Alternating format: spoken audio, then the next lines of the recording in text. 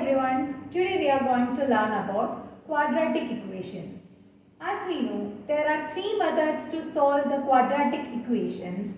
Now we are going to learn about the first way, which is known as the factorization.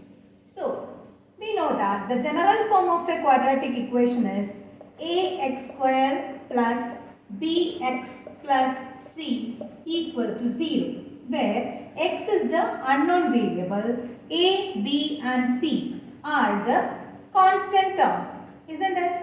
So, if you are considering a quadratic equation, x square plus 5x plus 6 equal to 0, we need to compare this equation with the general form of a quadratic equation.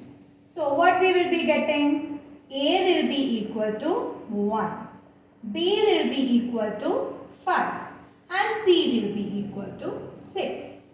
For solving it in the factorization method, we have to use the product of the roots as AC and the sum as B. So, the product of the roots will be always A multiplied by C and the sum will be B. So, here A is equal to 1, B is equal to 5 and C is equal to 6. Therefore, the product will be equal to 1 times 6, which is equal to 6, and the sum will be equal to 5.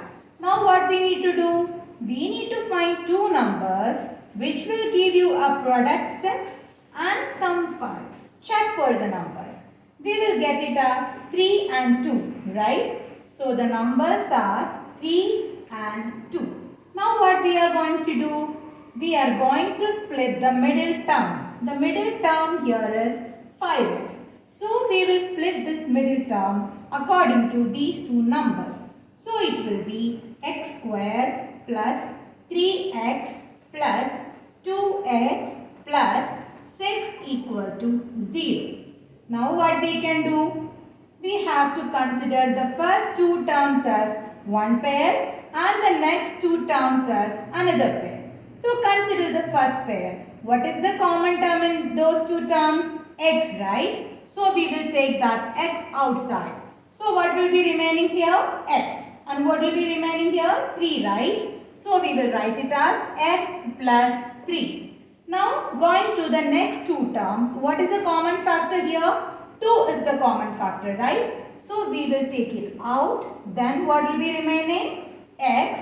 Then here 6 divided by 2, which is 3, right? So, it will be x plus 3.